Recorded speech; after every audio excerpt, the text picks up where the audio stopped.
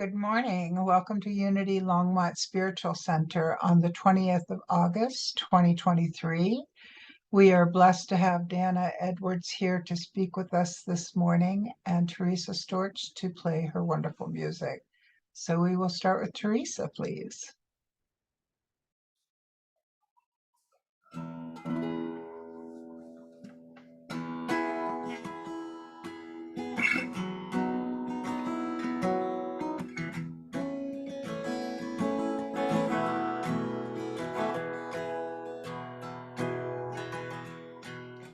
I want to write with no reason in mind, just sit with my books while the church bells chime.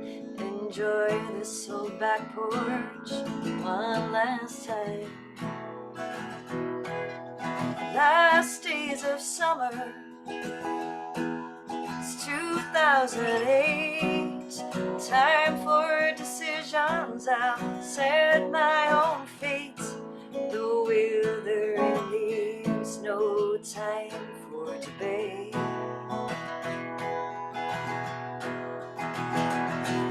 I know I need to go. And I know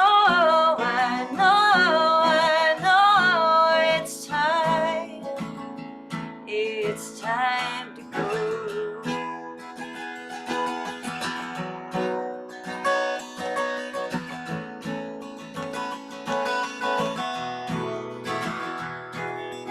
I found a love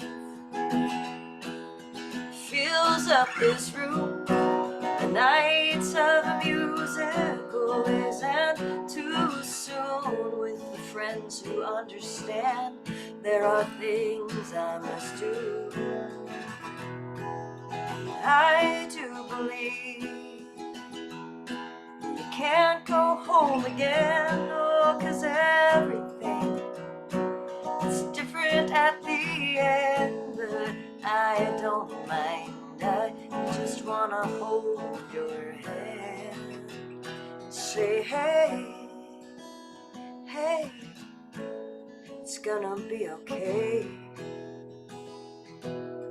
Hey, hey, hey, you'll be okay. 'Cause I need to go.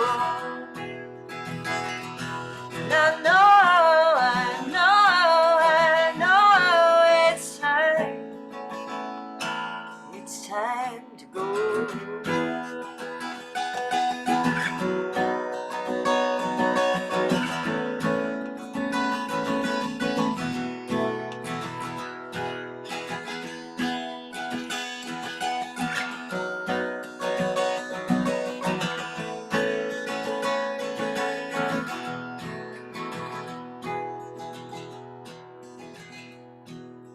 There's a place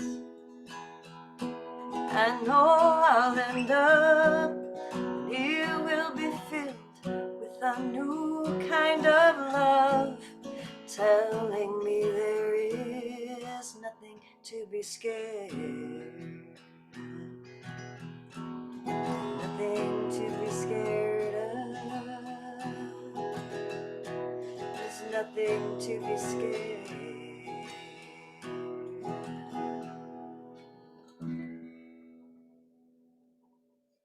Thank you so much, Teresa. It's at this time that we go into prayer by taking a breath together. Beloved presence, present everywhere, around us and within us. We remember this morning who we are as individuals, who we are as a community, who we are as a species on this earth, with the ability to feel, to think, to plan, to experience. We're grateful for all of that. And we've just been reminded that when we feel and experience fear, we can go within and remember we will be okay. It is all okay. We each have that ability, and in addition to that, we have the ability to remind each other, I see you, I know who you are, and we'll be okay.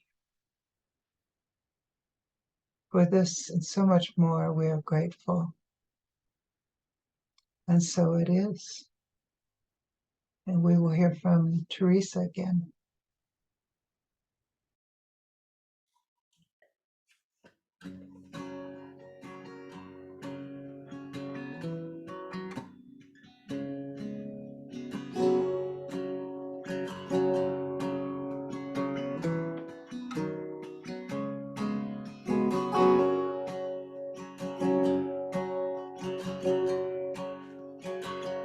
I'm a happy girl. I'm a happy girl. And though sometimes I get sad, I am a happy girl.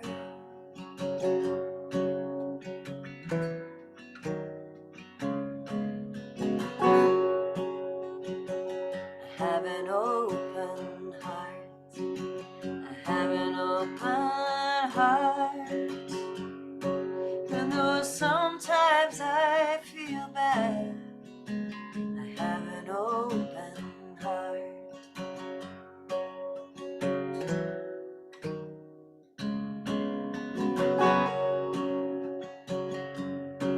And I love this world, even when it hurts. I am a happy girl. I'm a happy girl.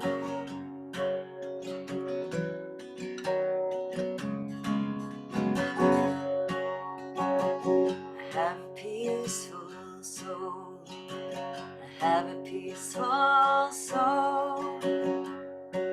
And though sometimes I get mad, I have a peaceful soul. I have a quiet mind. I have a quiet mind. And though sometimes I react, I have a quiet mind.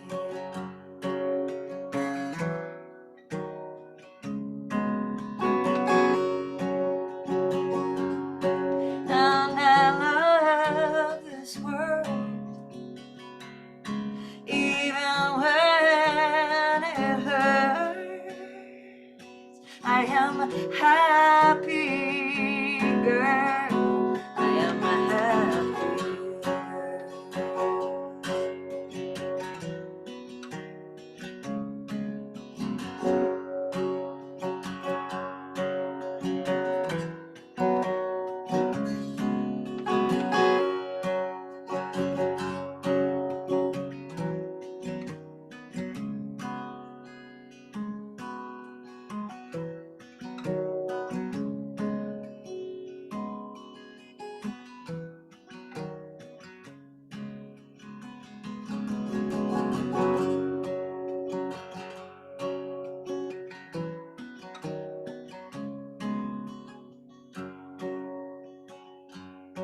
And I love this world, even when it hurts. I am a happy girl. I am a happy girl. I am a happy girl. And though sometimes I get sad, I am a happy girl.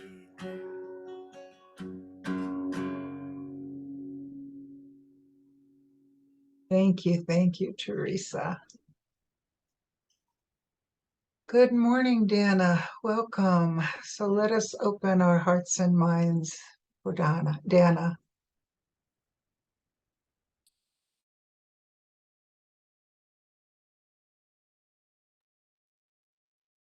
Hello, everybody.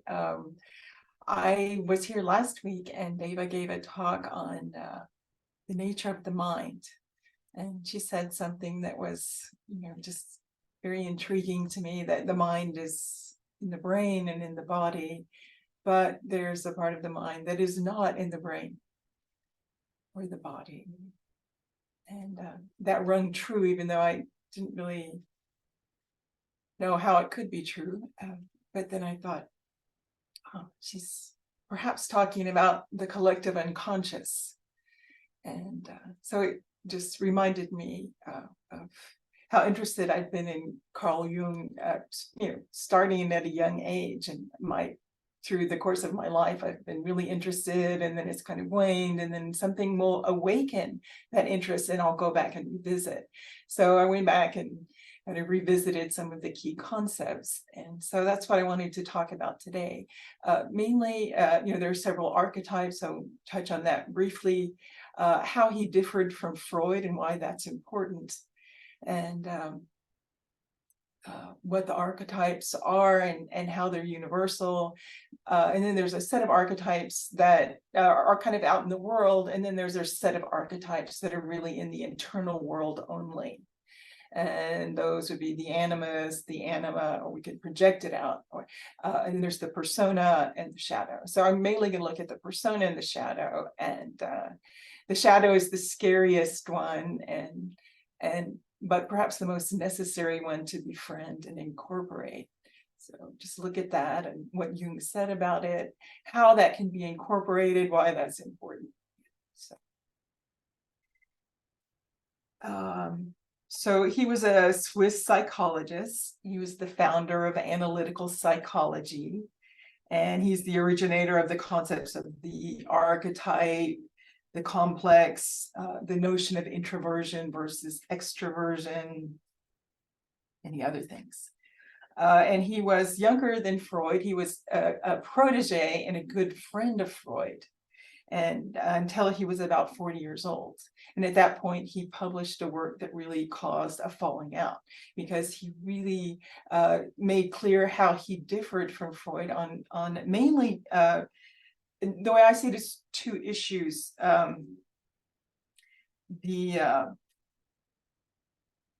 What motivates human beings and the spiritual impulse, those two things. So for Freud, the spiritual impulse was little more than sublimated libido. We're all about sex and aggression, but we can sublimate it into more socially acceptable forms. And that's what he saw religion doing. He also saw it as a consolation for the fear of death. And like Karl Marx, Freud believed that religion was an opiate of the masses. But Jung left room for a spiritual dimension. He was well versed in comparative religion and anthropology and folklore, and he believed that our brains are hardwired to seek a spiritual dimension. He called these the archetypes. I'll get into that a little bit later. But there's an archetype that includes a curiosity about and a longing for the divine. Now, Jung did not practice any religion that he declared. And he said that the actual existence of God was beyond our empirical knowledge, so that he could not pronounce on it one way or the other. But he did say that the longing for the divine is an integral part of the human psyche, and that it is not merely pathological, as Freud saw it. He saw it as, in fact, quite useful. And then he spoke about human motivation. And so whereas Freud saw repressed and expressed sexuality as the major source of human motivation, Jung felt that that was too limiting a view.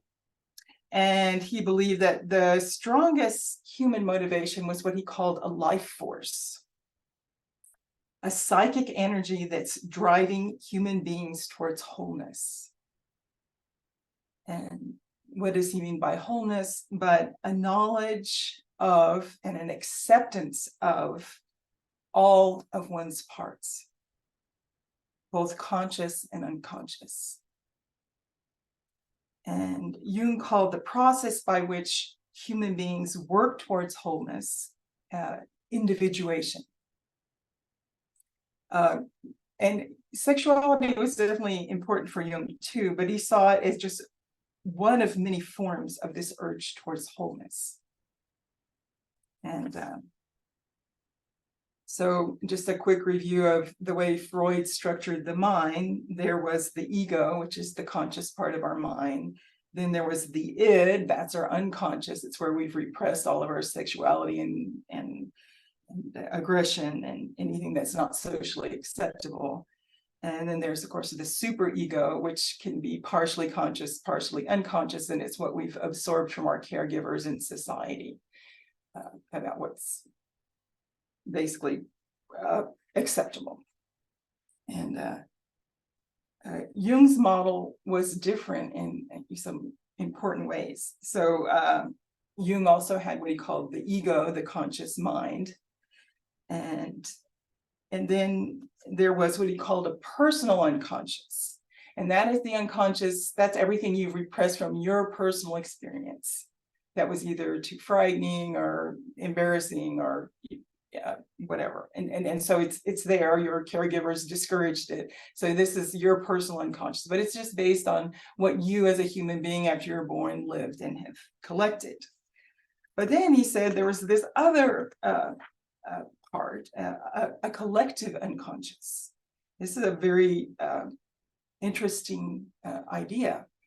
He says that it's a universal matrix that all human beings are hooked into. And we're hooked into it through the structures of our brains.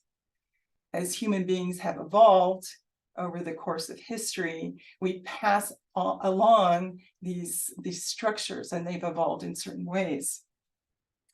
And he likened this collective unconscious to a vast reservoir that stores all of the experiences and knowledge of the human species throughout its evolution. And according to Jung, humans are born with common meaning-making brain structures that express themselves as symbols.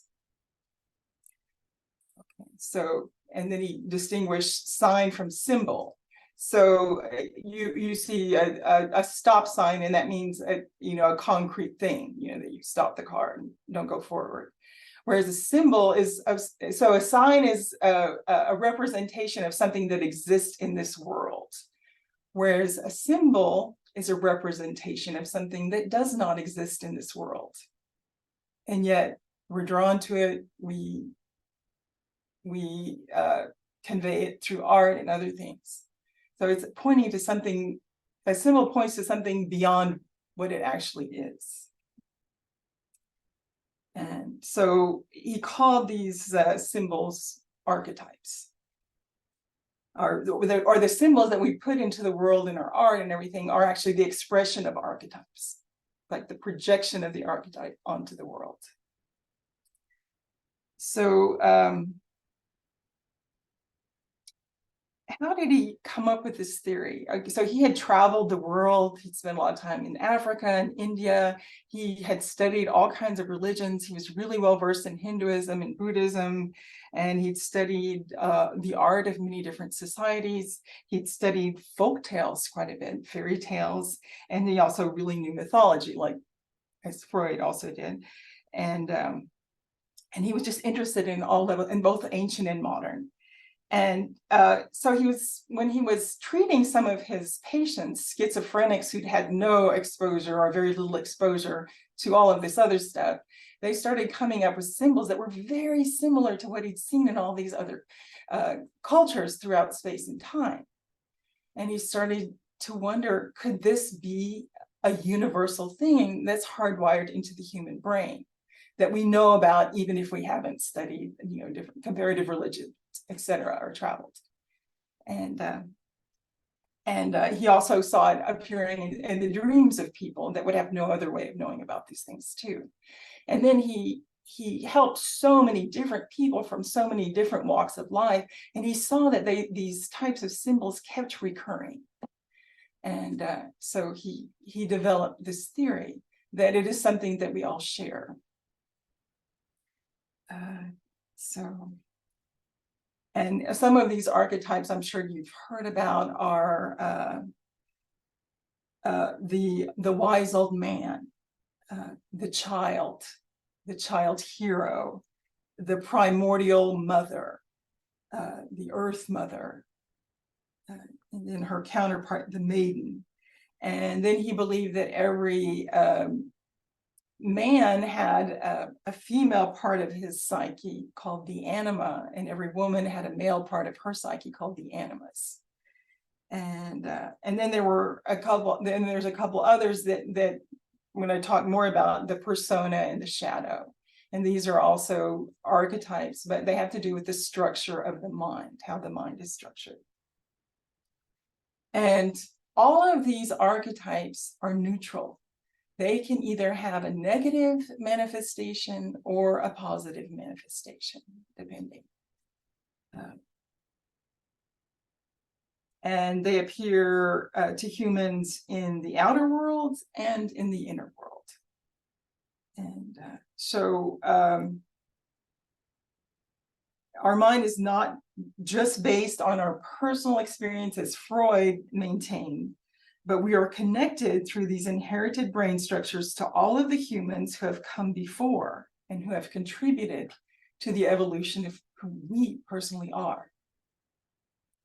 So yeah, I just thought it did sound like a matrix. And so each one of us, as we are born and we live our life, we are also contributing to this. And this is something that we also will pass on. So this is the way he saw us all being connected. And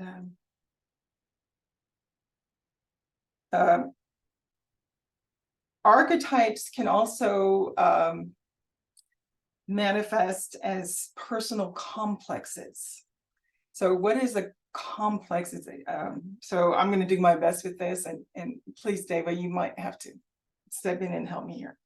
But the way I understood it, it's a complex is very similar to what Richard Schwartz calls a part in internal family systems.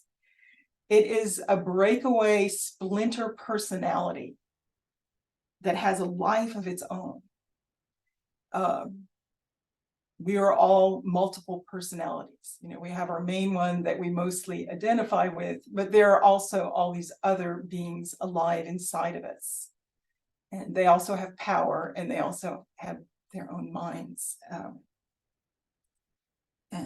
So a complex is, I guess we'd call it a sub-personality, since it's not the main one we present to the world. It is not really subordinate to what we call our real personality, because it is independent, it's autonomous, and it behaves as its own being. And there are times when these splinter personalities take over what we consider to be our real personality. And they actually drive the bus and sabotage us, or sabotage what we consciously intended. Think of Freudian slips, right? Or emotional outbursts that we did not see coming, or obsessions, or distorted feelings, or what about I feel torn, I feel conflicted, I want to do it, but I don't want to do it. Where does that come from? And ways we do, the ways we act that out, like we procrastinate about something that we consciously think we really want to do, and yet somehow we find a reason not to do it. So, and there's a Jungian scholar, Daryl Sharp, that I really like, and he said, everyone nowadays knows that people have complexes. What is not so well known though far more important theoretically, is that complexes have us. So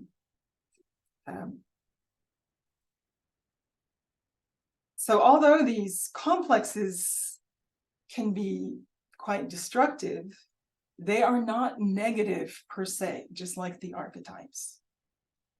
They are, in fact, very necessary parts of our psyche, and they contain great energy and wisdom. And if we can manage to acknowledge them and accept them and integrate them into our day-to-day life, they can bring us great energy and direction. It's when they are suppressed and ignored that they wreak havoc. So we're going to look at the persona and how it differs from the shadow quickly. So the persona is the Latin word for mask. And the persona is basically the face that we have been socialized to show the world.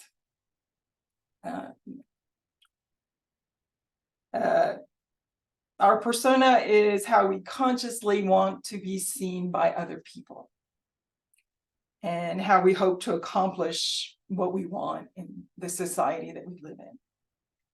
And it's based on conformity with society's values, on adaptation of things in us that don't fit to the norms so that we can get along. And it's, it truly is a matter of survival and also of convenience. But this persona casts a shadow. So everything that's in this mask and not included in this mask casts a shadow on what gets, so the shadow is what gets left out of the persona, basically. And and the shadow is everything that got rejected. And often it's things that we decided really early on threatened our ability to fit in and be accepted and to survive. Very, very important to fit in with our, initial family unit. And so it can be forms of aggression and sexuality, there'd be bugbears that were frowned upon. It also can be creative impulses that were deemed too extreme or not appropriate. And so the shadow can be a scary entity, and it can be a source of social ruin or insanity. It also contains great treasures and wisdom and great creativity, and probably, I would say, the lion's share of our vitality. And Jung likened it to the image that he found in many fairy tales of the life-threatening, fire-breathing dragon who is guarding a hoard of beautiful jewels. They come together, and you have to go through the one to get the other. So our persona, though it's very safe and socially acceptable, it makes us likable, it helps us get things that we want, is a pale, weak, truncated version of who we were born to become. We have in us much, much more. It's a good thing. We need it. We couldn't survive without it, but we don't want to become too identified with it. It is a mask. We are a person behind that mask.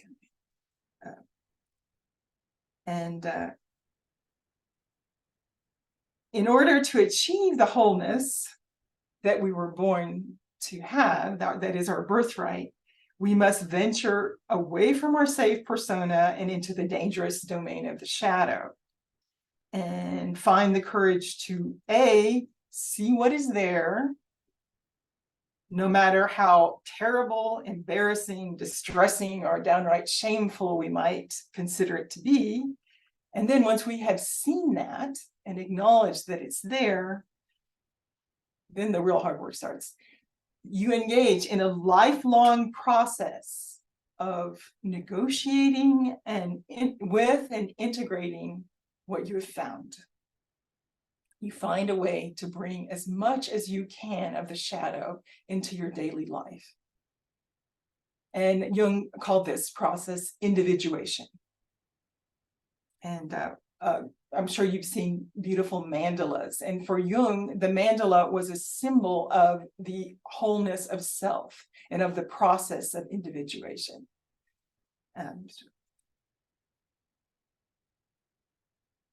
So what's interesting is Jung said, the goal is wholeness, not perfection. There is no light without shadow, and no psychic wholeness without imperfection.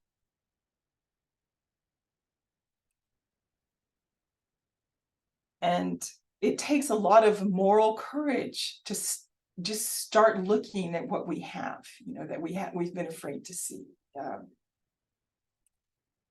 It requires a moral effort to recognize the dark aspects of our personality that are in fact very real and very present. And there are many ways we can kind of start this process. One thing that I think a lot of us are aware of is we remember the pain of certain things being repressed in us by our early caregivers. What was shunned, what was ridiculed, or more subtly, what was dismissed as silly or not really encouraged or nourished. And all that is in there somewhere. And it's pissed.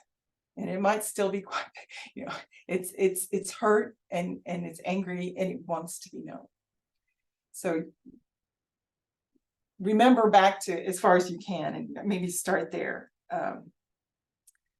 So, think about it, especially women, being too assertive is, or especially not, hopefully not now, but when I was raised, it was frowned upon. It was unfeminine, and you don't want to be a pushy woman, and you don't want to be unlikable. And you don't want to be too ambitious either, right? Because people don't like you. So all of this energy, where did it go?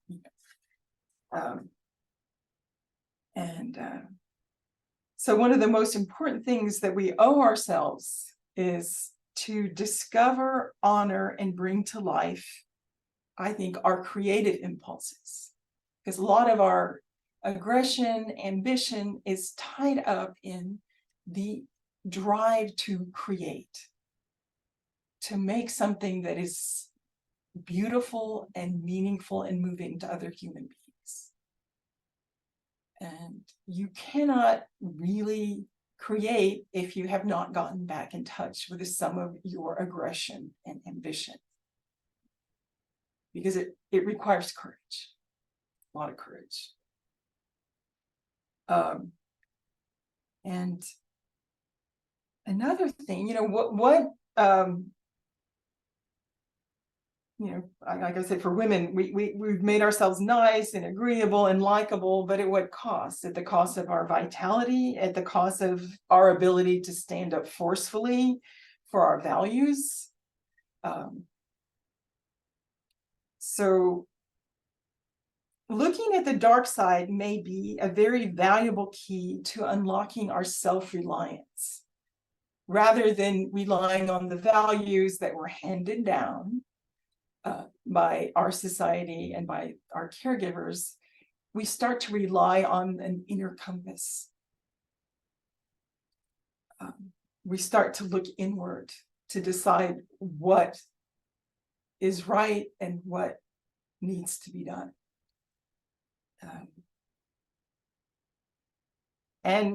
But of course, when we start this process, the persona is not happy. it's the persona feels very threatened, so we do feel torn, and often what we discover may really be at odds with the morality that we have been socialized into. So it's rocky and difficult terrain, and you don't know where it's going to turn, and you don't know what's going to happen when you take that turn, whether it's going to be the result you're hoping for or not. It's a risk. And then Jung said this thing, and I don't quite know how to interpret it. And he said, if the individual is to grow up, he must do and assimilate a certain amount of evil. So I don't pretend to have known that, and I haven't read enough to put that into context, but I leave you with that. Okay. He did say that if we refuse to integrate our shadow, not only do we remain a pale version of what we are meant to be, but our shadow, being autonomous and powerful, can hijack the bus in a number of ways that could be disastrous, such as we can attack others.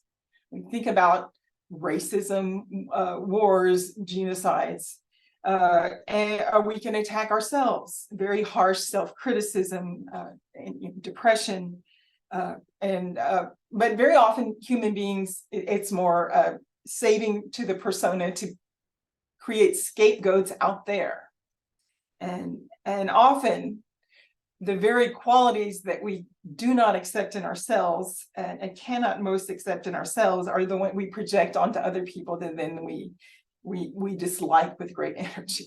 But we're seeing it out there and not in here.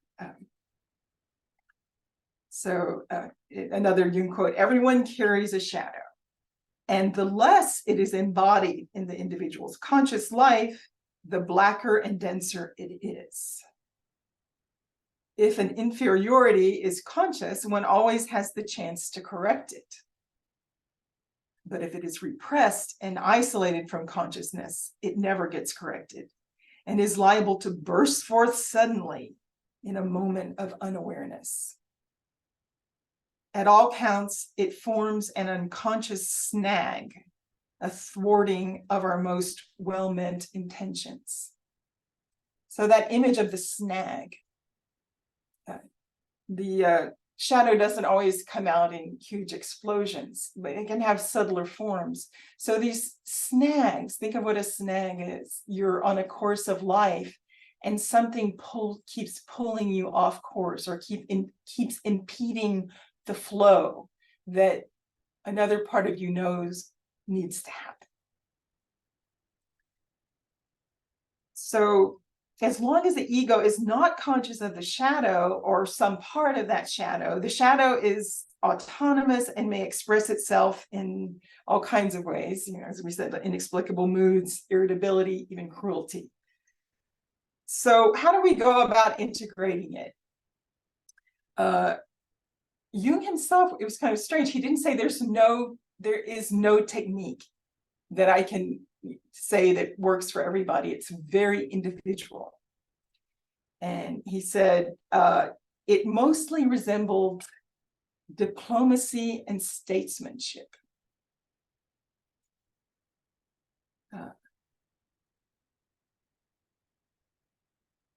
So I thought that was very interesting, because what is diplomacy and statesmanship? It is people who have very differing agendas agreeing to meet in a respectful way on an even keel. You negotiate. So the persona doesn't get to say, oh, you shadow, you bad, I'm going to tell you how you could come out, or vice versa. It's a meeting of the different sub-personalities. It's a powwow, and everyone states their needs, everyone states their desires, and then then there's a negotiation. And so that way, no part gets repressed, every part gets heard, and every part gets some of what it wants.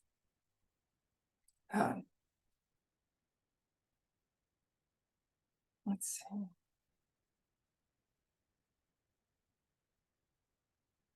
Jung did say that learning to identify the contents of the shadow and to integrate them into our personality is very difficult. It involves some very difficult and scary and painful negotiations, and that it's a lifelong process. We never end the process. Our life becomes that process. But he said it is the most rewarding thing that we can do, and that is what we have been put in this matrix to do ourselves, and it's how we can contribute to everyone that's going to come around us and after us. So here are some things that Jungian scholars have come up with. How are we doing on time, Deva? Okay, doing okay. So yeah, I'll just okay. So one of the things you can do, you can pay very conscientious attention to your moods and your fantasies. Like, where did that bitterness, that rage just come from? You know, why did I just flip him the finger? You know, what's all this anxious rehearsing about? Or then you start to, and especially if you meditate, you start to notice like patterns, triggers, things that you think about on a regular basis, things that keep coming up. So all of those are, pay very close attention to that. Another thing is pay very close attention to people that really get your goat. Someone you really dislike someone, or you might even have a group you might have a contempt for, say a political party. What is that about? And he says something that's hard to swallow if you really think about someone that you don't like. Quite possibly you're projecting onto that person or that group a part of your shadow that you are afraid / embarrassed to admit exists. In AA, they have this slogan, if you can spot it, you got it. And that expresses it pretty well. So, but it's good to remember that as long as the ego is not conscious of the shadow or some part of it, the shadow is autonomous and may express itself in ways that we have no control over. And that, you know, both as individuals and as groups.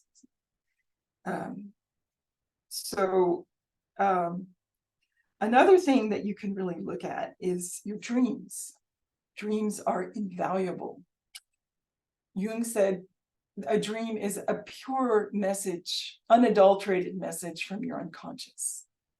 And yes, it's a bunch of symbols that don't make logical sense, but the language of dreams is not logical. So what do you do with that? So people who are serious, they have a journal by their bed, they write down their dreams, everything they can remember, any little detail, no matter how weird. And then a friend of mine actually Christina, who was the musician last week, she shared with me what she does. So she writes everything down, and then she reads through it and she underlines words that jump out for her. She doesn't know why, they just jump out. Then she transfers those to another page with some space around it. And then she starts, I guess, what Jung would call amplification. So this is not, you're not imposing anything, you're just listening, really listening to the symbols of the dreams. Like, what does that symbol bring up for me? And then just start. And then another thing you can do, which I've done, is you map out your dream. You try to paint it or draw it. And that can be wild. And things can come out that details that you didn't remember when you wrote down, like the journal part, can really come forward. And then after that, you just sit with it. For a long time, you may have no idea what it means. Because often a dream expresses something that the conscious mind isn't ready to handle. But that your psyche wants you to know when you can't handle it. And so that you just, out of respect, let it be there. Review it from time to time and let it be. And when you are ready, you will know what that dream means. Freud handled dreams very differently. I mean, he really believed in them too, but he believed that the psychoanalyst was a much better interpreter than the dreamer. Jung was not that way. Jung always collaborated with the dreamer. So Because we're out of time. So thank you. Remarkable, Dannah. I saw people taking notes. Thank you. So let us hear from Teresa, and we'll see how that connects with what we just heard, because it always does.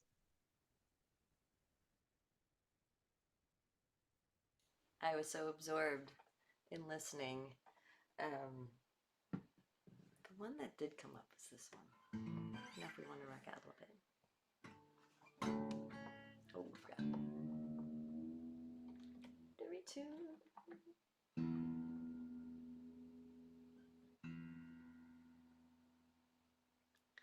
This is a moment, the song was a moment of when I was afraid of being myself and what I do, so.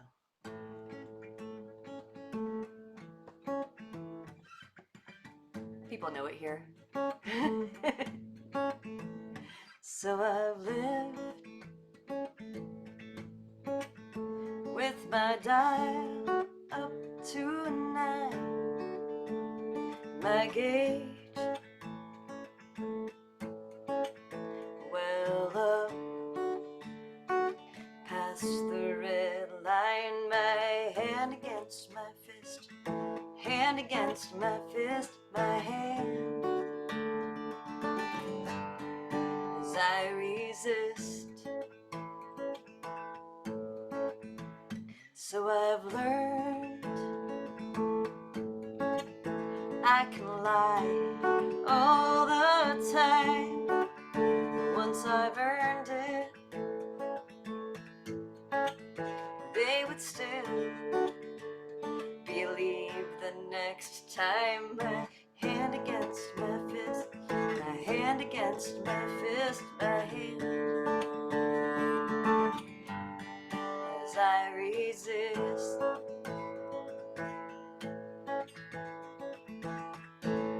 Water falling down on my face. Is this place real or just a miracle? Could we be made full of grace?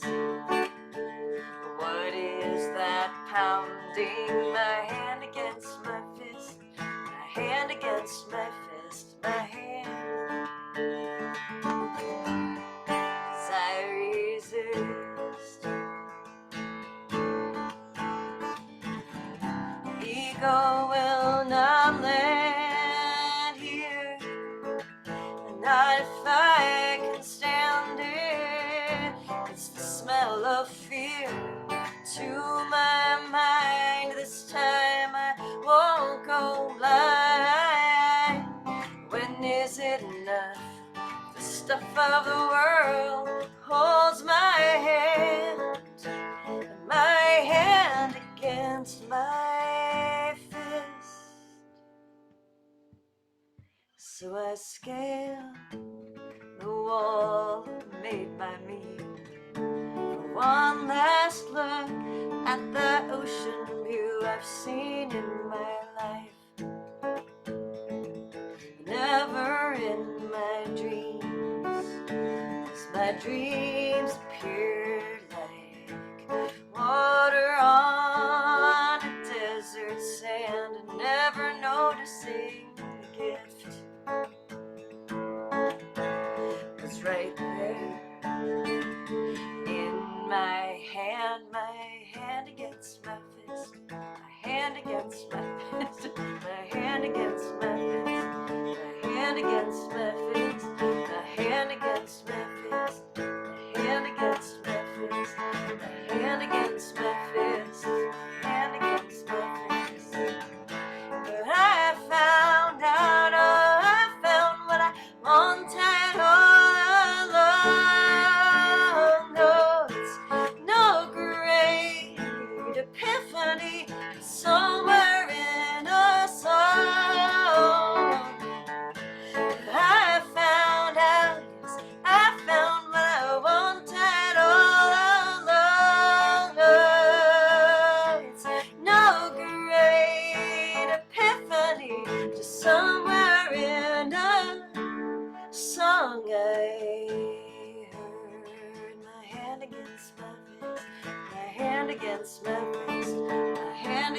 my fist, my hand against my fist, my hand against my fist, my hand against my fist, my hand against my hand against my.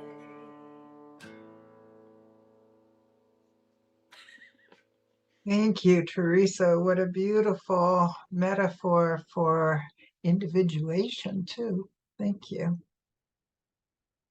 So it's at this time that we go into our donation of love and light, and we do that again by taking a breath. We may want to put our hands on our heart, and we become aware of that love and that light that we are. We often take this time to share that love and light with others. We may want to take this moment to share that love and light with parts of ourselves that have not come forward, and parts of ourselves that have prevented that from happening.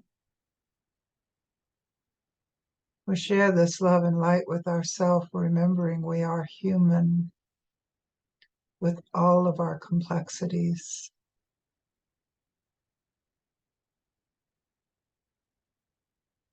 And in this moment, we may find joy in this life, in ourself, in the process of becoming more whole, becoming more aware of our divinity that is shared by all and everything. And let us remember who we are, all our multiple parts that are so precious.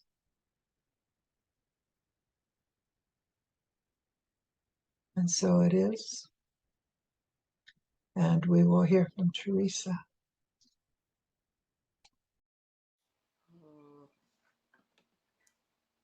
Now I have two songs I can't decide.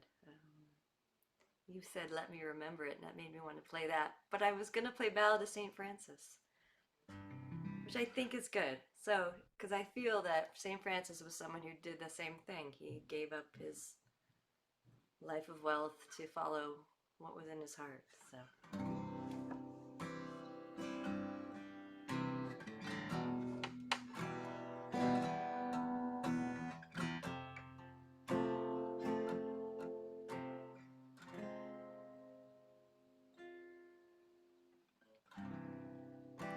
Would sadness go away if I dispelled my greed and gave it all to someone else in need?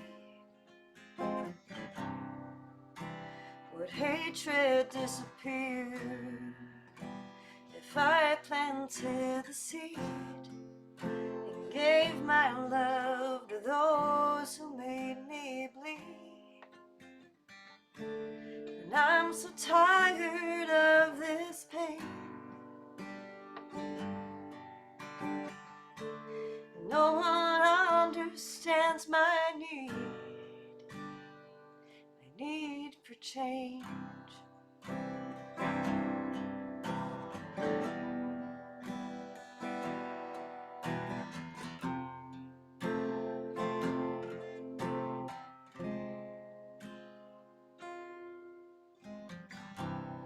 And if I walked the pilgrim's path, could I become a saint and give myself completely to restraint? Would I see all my faults as a chance for love? Would it make me wise, make me humble enough? But I'm so tired of this pain.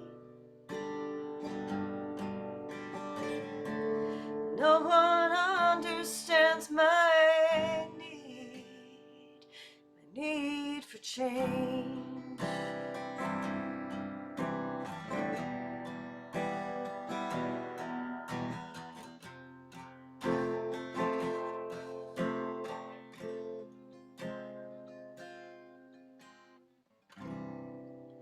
if I loved the world enough, could I see the face of God? Could I see the face of God? Could I see the face of God?